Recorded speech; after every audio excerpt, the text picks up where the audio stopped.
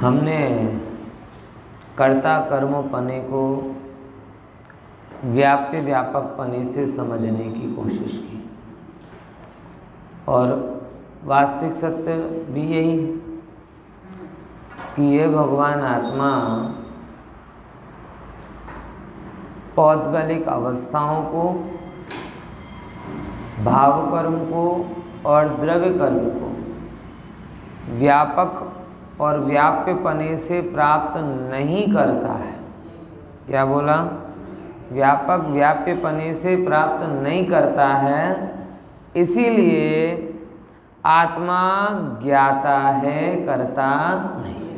एक नियम है और ये अपन ने बार बार समझा कि एक क्षेत्र एक होने पर वो उसका व्यापक हो जाए, ऐसा नहीं। आपको सत्य देखना पड़ेगा कि आया कहाँ से।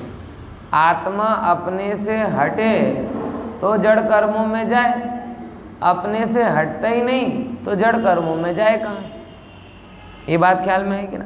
अभी उसी पर के अकर्ता और अकर्म पने को, पर के साथ आत्मा के अकर्ता और अकर्म पने को अलग से बताने के लिए अभी ये 76, 77 से लेके 79 नंबर तक की गाथा आई है। इसमें बहुत अलग प्रकार से कर्ता कर्म पने का निषेध किया।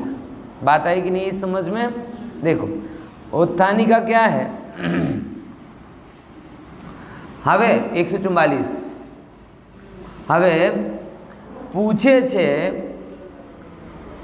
કે પૂદગલ કર્મને જાણતા એવા જીવને પૂદગલ સાથે કરતા કર્મ ભાવ છે કે નહીં? પ્રશ્ન ખ્યાલમાં આવ્યો? મળી ગયો બધાને? શું પ્રશ્ન થયો? कि पुद्गल कर्म को जानता એટલે જાણવાનો તો ક્યારે નિષેધ કર્યો જ નથી। લાસ્ટ ક્લાસમાં અંતિમ જ્યારે આપણે કલશથી પહેલાં મળીને આવ્યા ત્યારે સ્પષ્ટ શબ્દોમાં લખ્યું છે કે પર પુદ્ગલ પરિણામ સાથે જીવનો જ્ઞેયગાયક સંબંધ છે। कौन सा संबंध? और अगर अपन कहें कि मात्र ज्ञेयगायक संबंध ही है तो भी कोई आश्चर्य नहीं, क्योंकि पुद्गल की इतनी अवस्था होती है, आत्मा किसी और अवस्था को तो पाता ही नहीं। मात्र किस अवस्था को पाता है? बस उसके ज्ञान रहता है और ज्ञान रूप परिणमित होता है। इसीलिए पौद्गलिक अवस्था आत्मा की ज्ञेय और भगवान आत्मा उसका ज्ञायक। इतना क्लियर हुआ? कैसा संबंध है? ज्ञेयगायक संबंध। तो कौन ज्ञेय છે? कि जे जीवनी पौद्गलिक दशाओं थाय छे, कां तो पुद्गलनी पौद्गलिक दशाओं थाय छे, बराबर ना? जड़ कर्म छे, नो कर्म छे, ए तो स्पष्ट पुद्गल जणाय, पण ए भाव कर्म पण पुद्गलने लईने ज थाय छे, माटे ए पण केवा? એ પણ પૌદ્ગલિક છે। અને જે પૌદ્ગલિક છે એ કોણ છે? આત્માનો માત્ર જ્ઞેય થઈ શકે। नियम नहीं है, नियम नहीं है कि ज्ञेय होगा ही होगा, लेकिन अगर अधिक से अधिक कुछ होगा तो क्या होगा? हाँ ख्याल में आ रहा कि नहीं आ रहा? अधिक से अधिक कुछ होगा तो क्या होगा? बोले अधिक से अधिक अगर कुछ होगा तो भगवान आत्मा उनका ज्ञाता हो सकता है, करता नहीं। ये नियम समझे? दो बातें हो गई यहाँ पे, ध्यान से समझना।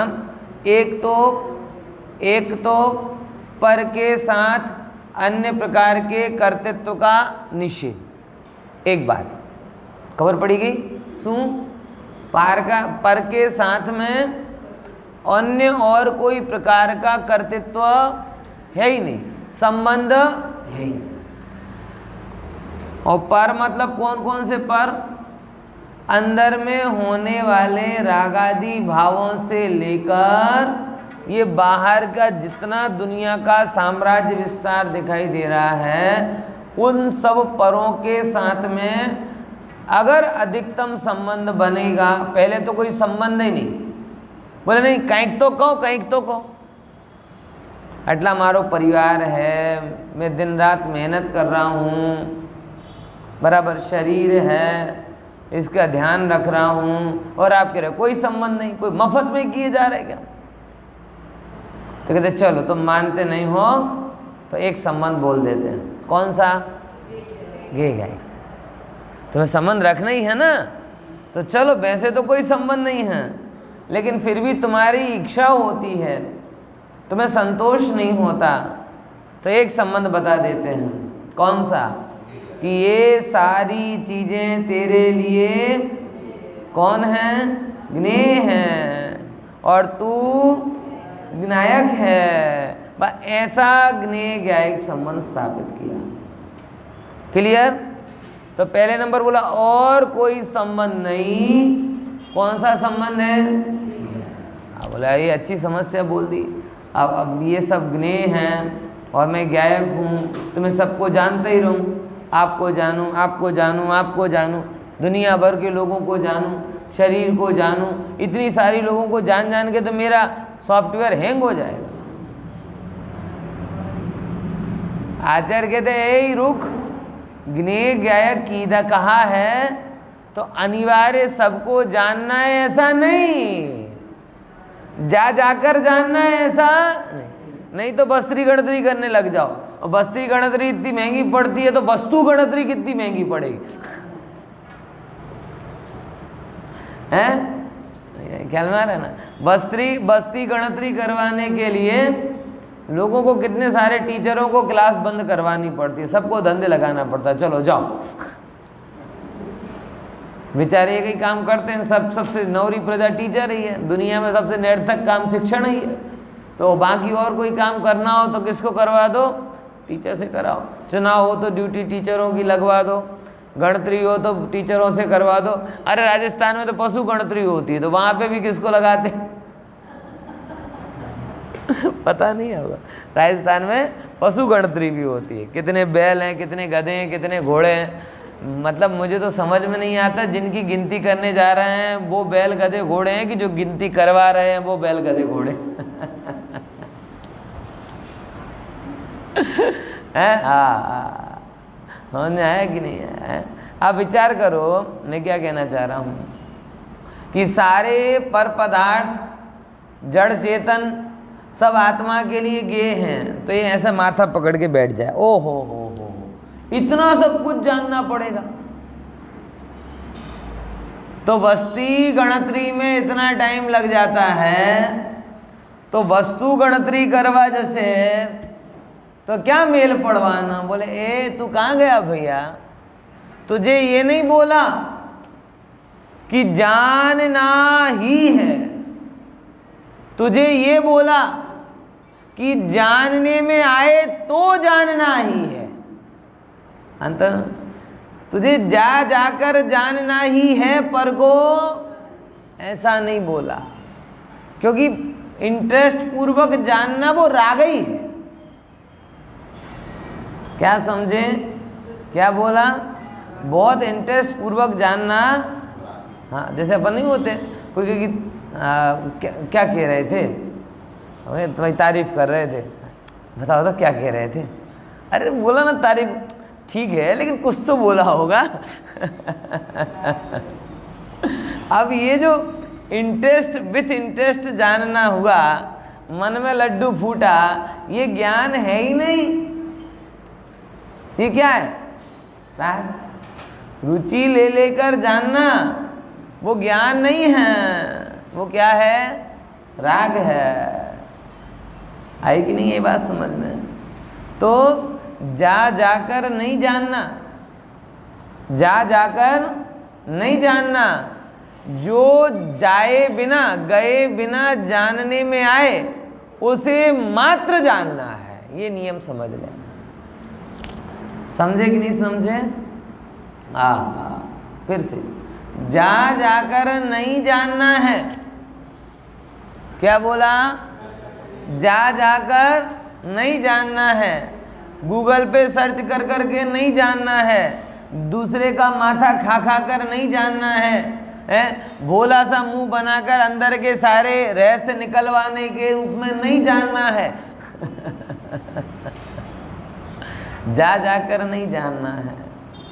कैसे जानना है?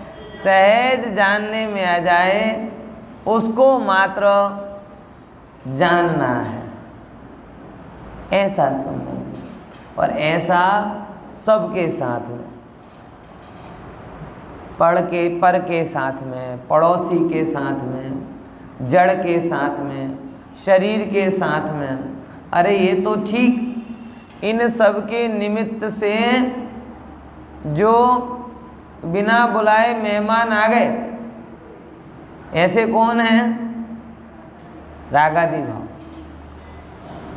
ज्ञानी कभी रागादि को इनवाइट नहीं करता, ज्ञानी कभी रागादि को आमंत्रण नहीं देता। फिर भी पूर्वकृत कर्म का संयोग और वर्तमान की कमजोरी के कारण जानने में जब मात्र नायक रूप में नहीं रह पाता तो रागादि आ जाते हैं, तो उनको भी जान लेता। बोले अब ठीक है, अब आई गए हो बारात में तो खा के जाना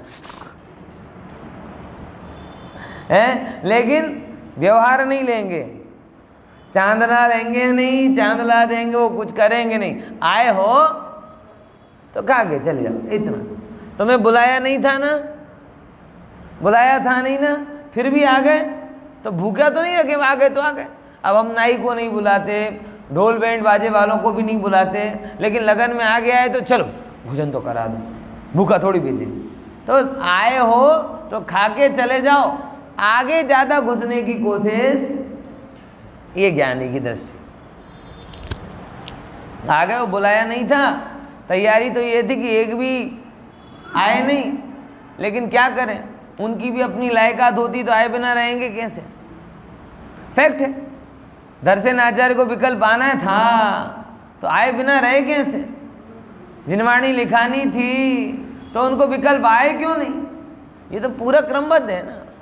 हाँ, सांसारिक कार्य में विकल्प अनिवार्य हैं, ये समझ लो।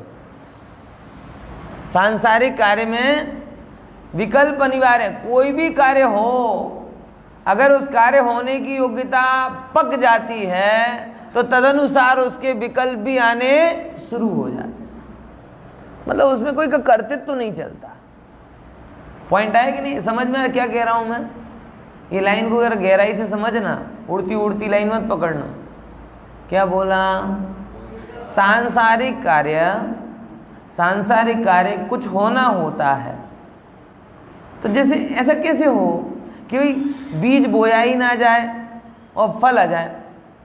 मैं उसको ऐसे समझो कि जैसे आज आपकी थाली में एक वाटकी रस आना है और ये रस आपके पेट में जाना है।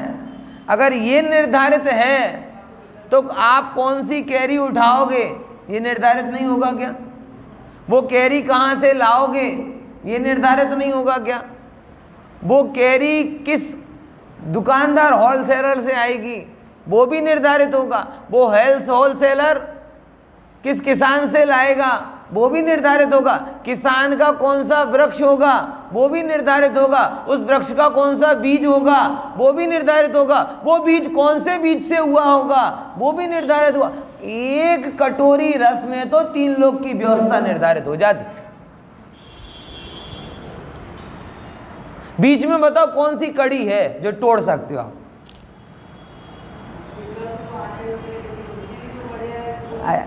हाँ, एक इतना जो मैंने आपको बताया, इसमें एक आध कड़ी आप स्किप कर सकते हो क्या?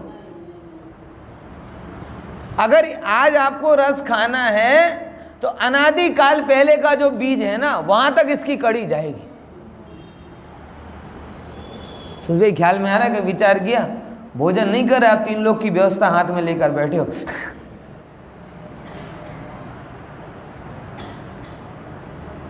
बोलो, कभी ऐसा विचार भी किया करो, मीठी है, प्यारी है, महंगी है, ये तो विचार करते हो, नकामे विचार तो करते हो।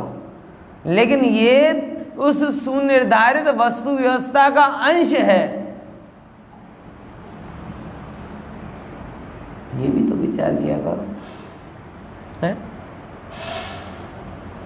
एक भी चीज इसमें आप विचार, 1000 साल पहले का जो बीज होगा ना, जिस पेड़ का बीज 10,000 साल पुराना भी होगा, वो भी कारण है, क्योंकि वहां से चेन चली थी। और पहले जाते जाओ, जाते जाओ, जाते, जितनी आपका ज्ञान जाए। इसलिए एक कटोरी रस के पीछे अनादि की पूरी व्यवस्था लगी हुई है। अब तुम बदल कैसे सकते हो? और क्यों बदले? जब विकल्पों से बदलाव होते ही नहीं। तो ज्ञानी यही कह रहे हैं कि हमने राग को बुलाया नहीं, लेकिन जगत में कार्य होना होता है, जगत में कार्य होना होता है, तो होने योग्य कार्य की पूर्व भूमिका सहज बन जाती है। उसमें किसका दोष है? किसी का दोष नहीं। समझ में आया?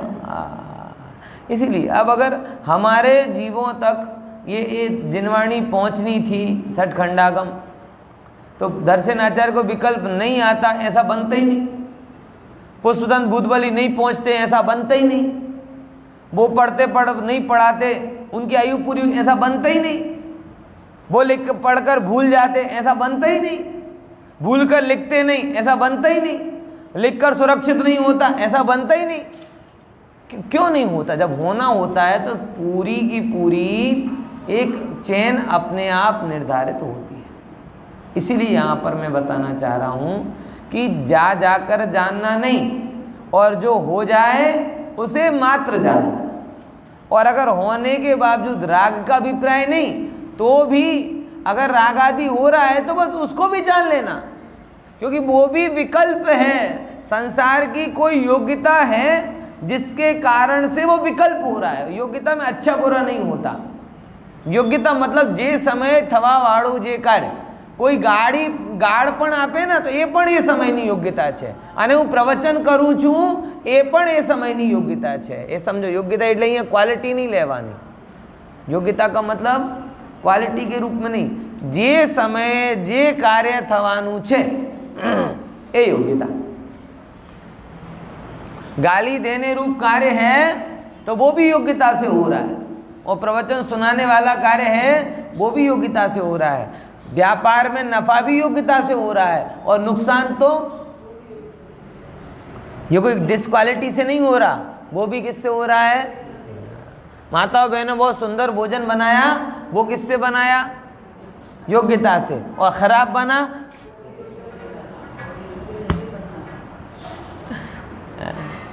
समझ में आया कि नहीं आया? आया कि नहीं आया? એટલે योग्यता क्या है? उस समय के कार्य का नियामक तत्व। देखो, जगत स्वसंचालित अनादि अनंत अमर्याद है, इसमें हर कार्य हो रहे हैं। ज्ञानी के दृष्टिकोण से बता रहे हैं, हर कार्य हो रहे हैं। जो हो रहा है उसके पीछे एक अचानक नहीं होती, उसके पीछे पूरा एक श्रृंखला होती है। ठीक है ना? तो जो कार्य हो रहा है ज्ञानी उसको भी जान लेता है, उसमें फेरफार नहीं कहता। वो ये जानता है कि ये जो आज विकल्प आ रहा है, चाहे क्रोध रूप आवे, चाहे मान रूप आवे, चाहे कोई अन्य रूप आवे, ये भी कोई ना कोई कार्य के अनुसंधान में ही आ रहा है। इसीलिए वो अपना कर्तृत्व हटा देता है। बस ये ठीक है, विचार आया, हो गया, पूरा ज्ञाता हो जाता। अब बोले आगे क्या करेगा? बोले आगे कार्य होना होगा तो और तीव्र विकल्प आएगा, वैसे संयोग जुड़ेंगे, वैसा विचार होने लग जाएगा। ठीक है, उसको जान लेंगे। ऐसा करते करते पूरे समय सत्कार्य में लगा रहता है, और एक भी समय पर के कार्य का करता नहीं। आई कि नहीं ये बात समझ में? ये ज्ञानी की रीति है। ज्ञानी पूरे समय सत्कार्य में लगे। अब मुनिराज को देख लो, एक एक कदम रख रहे सत्कार्य। एक जीव का घात ना हो जाए। एक एक शब्द बोल रहे सत्कार्य, जिनवाणी की बात करेंगे, ग्रंथ लिख रहे सत्कार्य, भविष्य के जीवों का कल्याण होगा। एक एक समय सत्कार्य में लगे रहते हैं, एक भी समय दुष्कार्य करते नहीं और एक भी कार्य के कर्ता बनते नहीं। ये बात बैठ रही कि नहीं बैठ रही? क्या बोला? ये कला आपको सीखने पड़ेगी। कार्य करते हुए अकर्ता, अकर्ता के नाम पर हमारे दिमाग में प्रमादपना आ जाता है। अकर्ता के नाम पे हमें पुरुषार्थपना लाना चाहिए। मैं करता नहीं, ऐसे बैठ जाएगा। मंदिर में गड़बड़ हो रहा है, मैं कहाँ करता हूं, मैं कहाँ करता। तो तू घर में बैठा खा पी रहा है, उसका भी करता नहीं, उठ जा। मतलब अकर्ता के नाम पे हम प्रमाद का पोषण करते हैं, जबकि अकर्ता के नाम पर कुंद आचार्य देव ने, गुरुदेव ने, किसी ने भी प्रमाद का पोषण नहीं किया। अकर्ता रहने रूप महान पुरुषार्थ किया और उस महान पुरुषार्थ के साथ साथ जन कल्याण का पुरुषार्थ भी अपने आप हो गया। ये जीव नहीं समझ पा। आज भी एक प्रकार की एक उदासीन मनहूसियत जो छाई हुई है ना समाज में, उसका मेन कारण है अकर्तापने की सही स्वीकृति नहीं हुई। अकर्तापने के नाम पर ये कार्यों के कर्ता नहीं है, ये तो बैठ जाता है। बैठना ऐसे अच्छा लगता है, बिठाना कि बढ़िया है, अब कोई टेंशन भी नहीं। देर सवेर मंदिर आएंगे तो भी दिक्कत नहीं, मंदिर आके सो जाएंगे तो भी दिक्कत नहीं, बराबर। और धर्म में जुड़ेंगे तो भी दिक्कत नहीं। कोई पूछेगा क्या करें, लायकात नहीं थी पंडित जी, तो नहीं हुआ। मनुष्यत समझ में आया कि नहीं? वो क्या है? ये कोई पुरुषार्थ नहीं है, मनुष्यत है।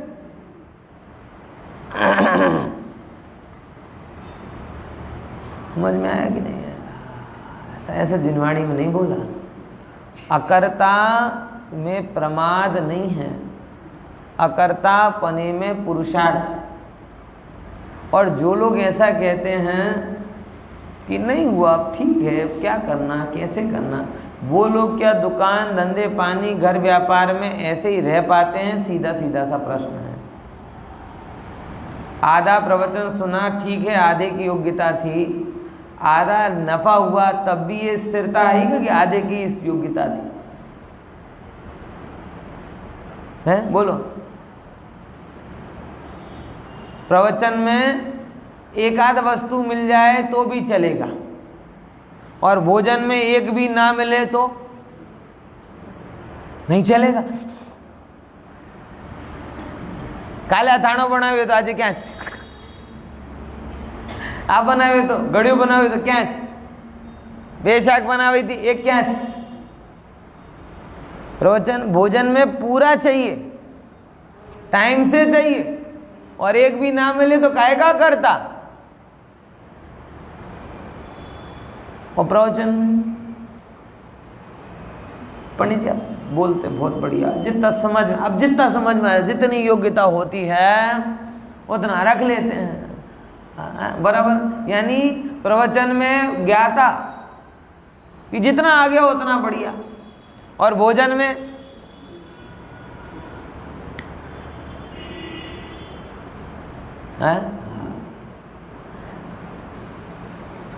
बाबूजी युगल जी कई बार एक बात कहते थे कि प्रवचन सुनते सुनते नींद आए ना तो आंख में मिर्ची डाल लिया। क्या बोलते थे? क्या आंख में? क्यों? अरे कितनी अरे ये तकलीफ कुछ नहीं है, लेकिन प्रमाद से जो आगे तकलीफ भोगोगे ना वो भयंकर है। ऐसा बात समझ में आई कि नहीं आई?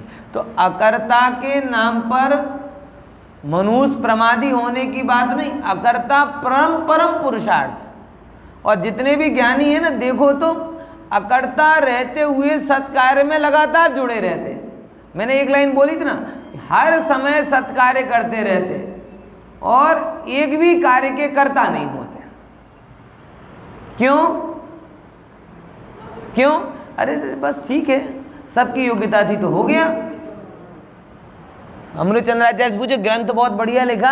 अरे अरे क्या बढ़िया लिखा भैया, अक्षरों से शब्द बन गए, शब्द से पद बन गए, पदों से ग्रंथ गाथा बन गई, गाथाओं से ग्रंथ बन गया, इसमें मेरा क्या कर्तृत्व है? सहजता है। बोलो, कोई बोले कि आप बहुत बढ़िया मंदिर बना दे। अरे भैया मैंने कहा मंदिर बनाया है? ये मैं मंदिर बनाऊं तो ईंट चूना सब बनना पड़े? पोसाए नहीं आपने, ये सबकी लायकात थी भाई, हो गया। सब लोगों को बैठकर धर्माराधना करनी थी तो कोई जगह तो चाहिए, बन गई।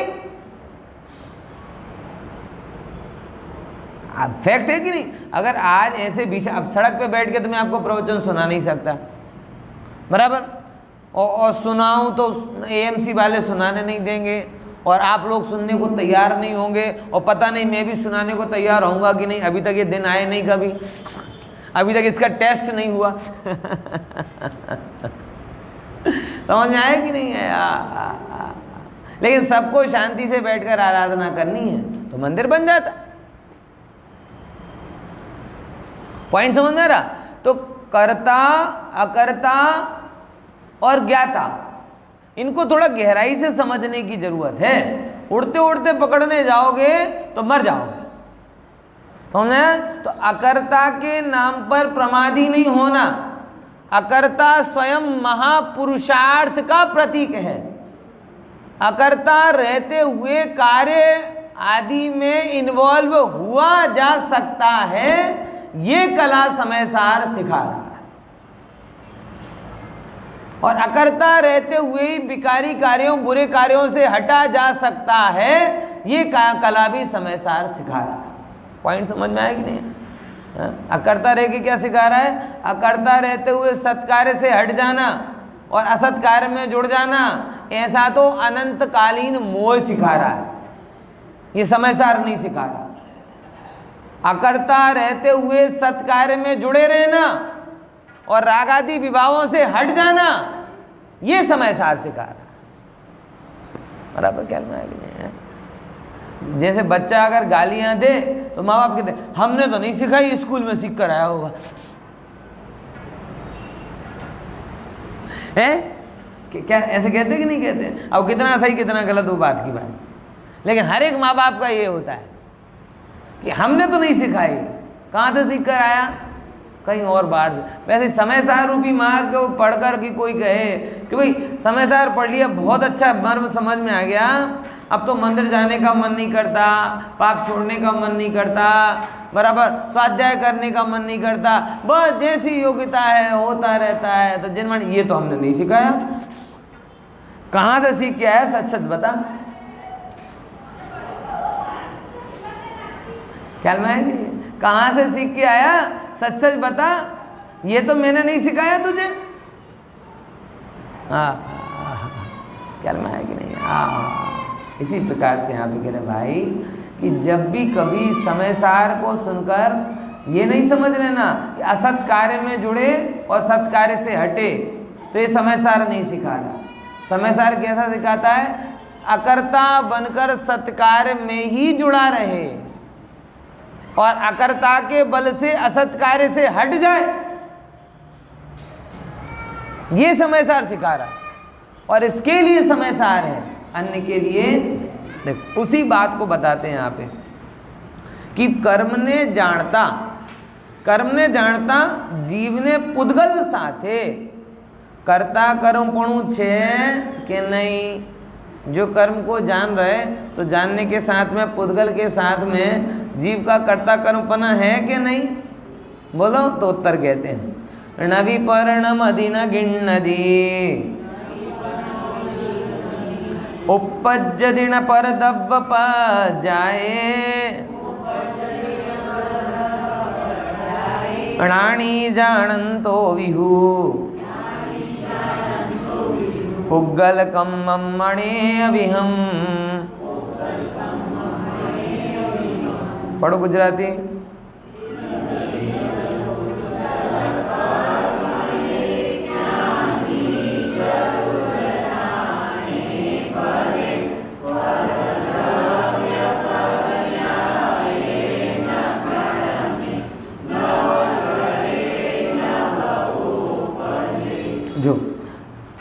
कर्तापने को 3 प्रकार से बताते हैं,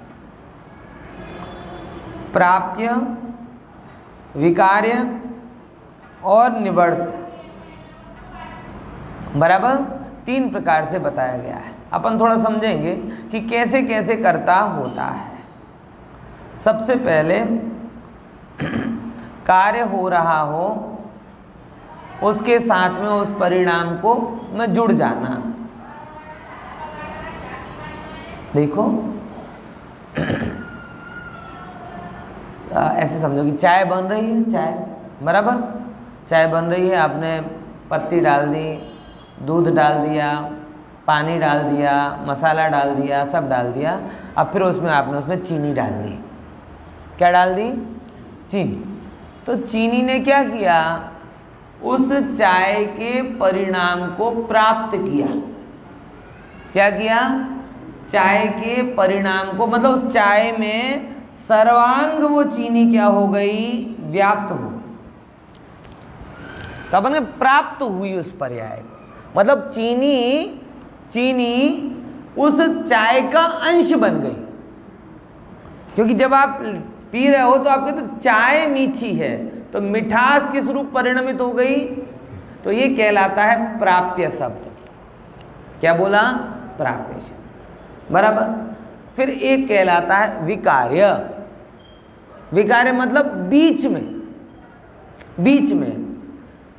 ऐसे समझो, दूध था, आपने दूध में नमक डाल, वो क्या कहते हैं, नींबू डाल दिया। अब वो दूध की अवस्था चली गई, पनीर बन गया। पनीर ऐसे ही बनता है ना, कि वो नींबू डालकर अपन क्या कर देते हैं, दूध को फाड़ देते हैं, और वो फट जाता है तो पानी पानी अलग हो जाता है, और दूध उस एक अलग अवस्था को प्राप्त हो जाता है। तो नींबू ने क्या किया कि वो उसके दूध में विकार किया, विशेष कार्य किया।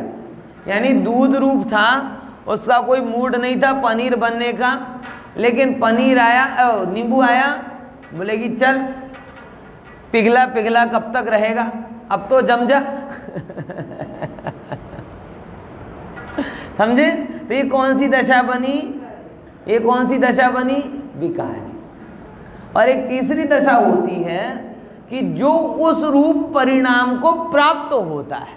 जैसे मिट्टी की मूर्ति बनी, पत्थर की मूर्ति बनी, ये तीनों समझ लो पहले। ये तीनों आगे 4 गाथाओं तक चलने वाले शब्द हैं। ये पत्थर की मूर्ति बनी, तो पत्थर ने क्या किया? पत्थर ने उस मूर्ति के परिणाम रूप निवृत्त हुआ, मतलब उस रूप परिणमित हो गया।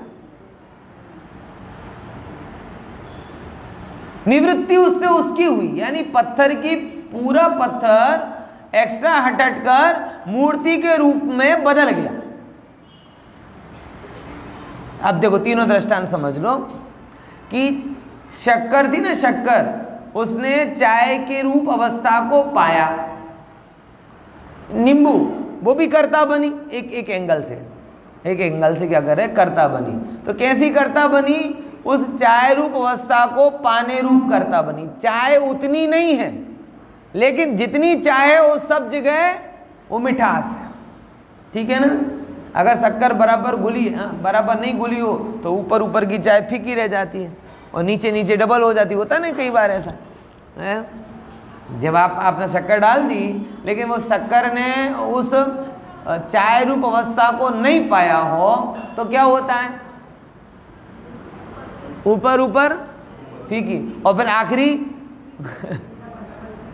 सीरा, है ना? तो अगर वो सही से बनी है तो जैसी पहले अंश में पहली सिप में आएगी, वैसे ही चाय कैसी आएगी? अंतिम। क्यों? क्योंकि उस शक्कर ने क्या कर लिया? उस चाय रूप अवस्था को प्राप्त कर लिया। चाय शक्कर जितनी नहीं है, लेकिन जितनी चाय है उस सब में शक्कर है। ये एक प्रकार का कर्तापना। बराबर। जगत में 3 प्रकार के कर्तापन प्रसिद्ध हैं। अब यहाँ बताएंगे तीनों प्रकार के कर्तापने आत्मा में कर्म के साथ नहीं है, इसीलिए आत्मा करता है, ये सिद्ध करना है कि नहीं? बात समझती नहीं? समझे?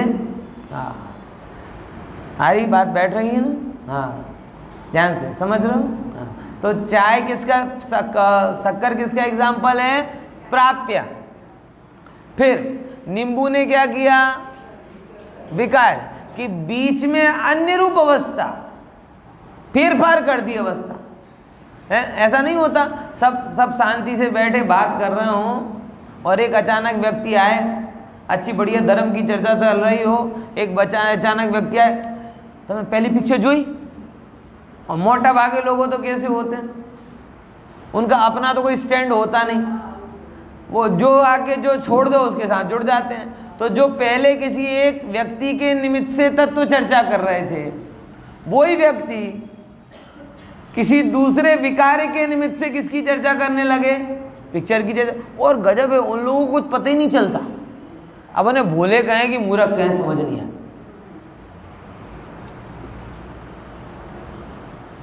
है। मतलब आप विचार तो करके देखो, खाने में जरा सा क्या कहते हैं, लोट भी बदले ना, लोट। आज पहला ना थी दरायो न थी कि आज थोड़ी क्या मोटी रोटली बने, एक और वही आटा, वही गेहूं, वही चक्की, वो 1.5 नंबर की बजाय 2 नंबर से पिस जाए, तो जिनको मुंह में जाते रोटी का इतना पता चल जाता है कि आज का आटा अलग है ना, कल का आटा अलग था। पता भी ना हो तो भी कह देते कि आज रोटी तेरी मम्मी ने नहीं बनाई, तेरी बहन ने बनाई है, देखे बिना। जो इतने चतुर हैं जगत में, और वो जीव पहले तत्व की चर्चा कर रहे हैं, बाद में भोगों की चर्चा कर रहे हैं, और कुछ पता नहीं चल रहा कि पहले क्या अच्छा हो रहा था और अब क्या बुरा हो रहा है। इसे मूर्छा नहीं तो क्या कहेंगे? बोलो, देखा होगा आपने, अपने जीवन में घटित किया होगा, कोई फर्क नहीं पड़ता है? वो यात्राओं में भजन के नाम से जो अंताक्षरी चालू होती है, कब पिक्चर पर शिफ्ट हो जाती है पता ही नहीं चलता, और दोनों में एक समझ आता है, पता ही नहीं चलता क्या हो गया। मुंह में रसगुल्ला आया, मुंह में पत्थर आए, दोनों चबा गए। ऐसा होता है क्या? एक दाढ़ में क्या कहते हैं, पनीर का टुकड़ा पड़ा हो, वो रसगुल्ले वाला, और एक दाढ़ में पत्थर हो, दोनों एक सी लगती हैं क्या? यहाँ तो एक सा लग रहा है। और फिल्मी धुन में गरबा करे, चाहे मंदिर में गरबा करे, एक सा, एक में पत्थर चबा रहा है, एक में मिठास ले रहा है, और दोनों एक सा है। मतलब तू मानस नहीं, मूर्ख।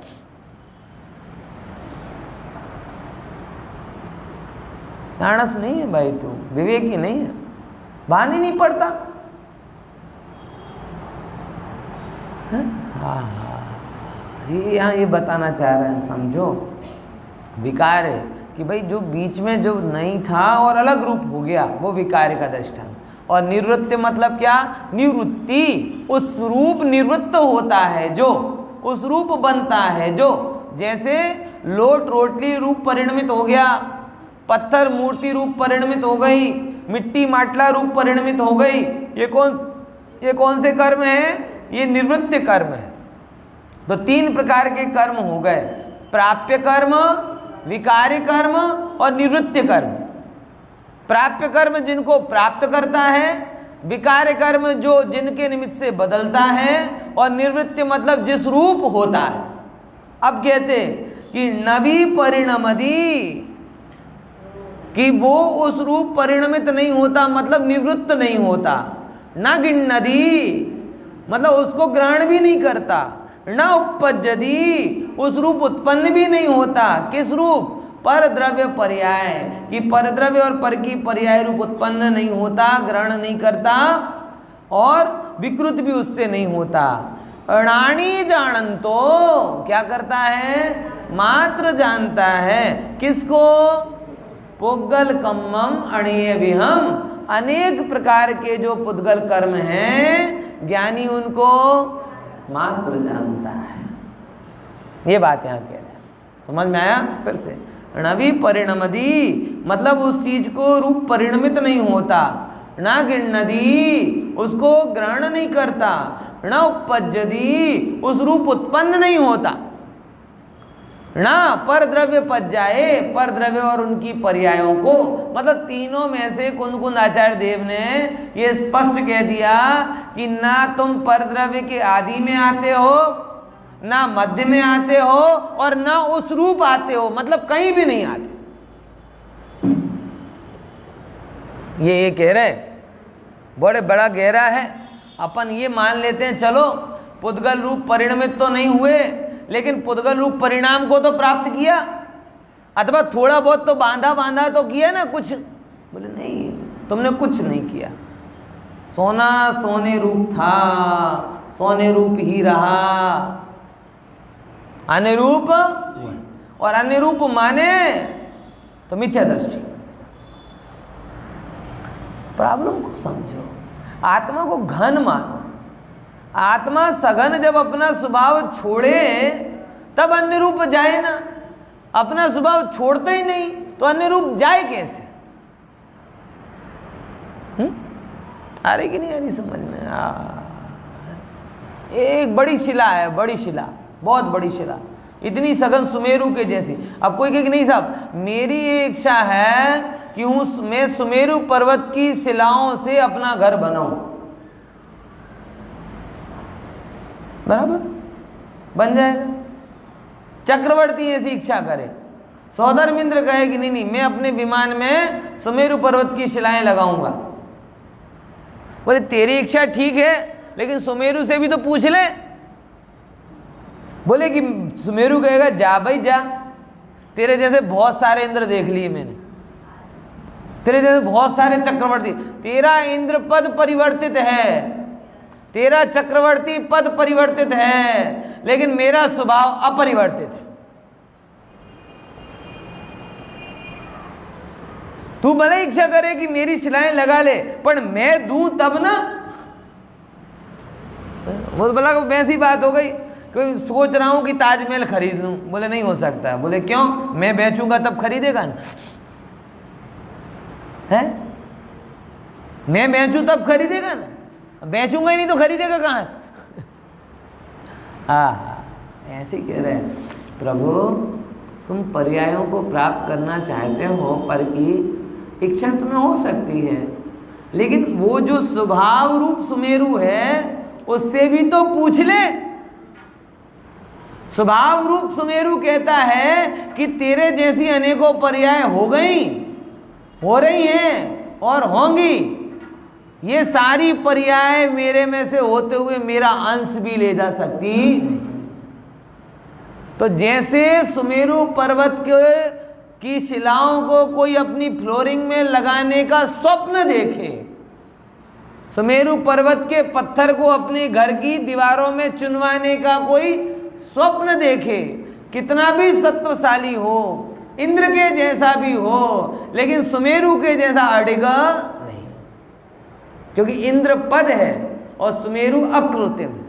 ऐसे स्वभाव अकृत्रिम है और पर्याय अलग है, तो पर की पर्यायों को स्वभाव प्राप्त करता नहीं, ऐसा यहाँ कह। तो जितनी महिमा सुमेरु की है उससे कई गुना अधिक महिमा भगवान आत्मा की, क्योंकि सुमेरु तो अनंत पुद्गल परमाणुओं की एक पिंड रूप अवस्था है, और ये भगवान आत्मा अनंत प्रदेशों की, असंख्यात प्रदेशों की एक अखंड रूप अवस्था है।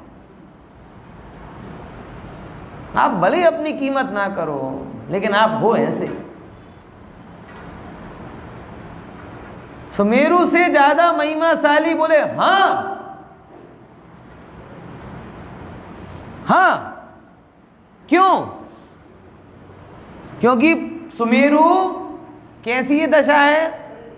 अनंत पुद्गल परमाणुओं की एक पिंड रूप दशा। अब अनंत मिलकर एक पिंड हुआ है तो अनंत ना, भेद तो पड़ेगा ना। और भगवान आत्मा कैसा? असंख्यात प्रदेश और अनंत गुणों की एक अखंड दशा। तो भगवान आत्मा सुमेरु से भी ज्यादा, बोलो, भरोसा नहीं होता ना। अरे उस सुमेरु पर भगवान का अभिषेक होता, और इस सुमेरु पर अनंत ज्ञान, अनंत दर्शन, अनंत सुख, अनंत वीर्य की पर्यायों का निरंतर अभिषेक होगा। महिमा कम नहीं है इसकी। वो तो कदाच उसमें कुछ आते जाते रहते हैं, सुमेरु में परमाणु आते जाते रहते हैं, लेकिन भगवान आत्मा में ना कुछ आता है ना कुछ जाता है। समझ में आया? ये सुमेरु तो लोक के मध्य में पड़ा हुआ है, और ये आत्मा आज भी लोक में रहते हुए लोक को छुआ नहीं, और थोड़े टाइम अंदर में बैठूंगा तो लोक के अग्र में विराजमान हो जाऊंगा। बराबर? तो इस हाड़ मास के पिंड में 3 लोक की सबसे असाधारण वस्तु बैठी हुई है, इसकी प्रतीति करना।